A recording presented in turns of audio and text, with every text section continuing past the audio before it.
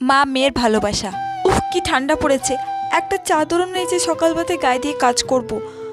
এটা কি? এটা তো রিয়ার চাদর। রিয়া তো বেলা করে ঘুম থেকে ওঠে। আমি বরং চাদরটা গায়ে দিয়ে কাজগুলো সেরে ফেলি। সকালবেলাতে এই ঠান্ডাতে আমি আর পারছি না। যাই কাজগুলো করে নি। দিদি, তুমি আমার চাদর গায়ে দিয়েছো কেন? আমার চাদরটা তো ছিঁড়ে গেছে।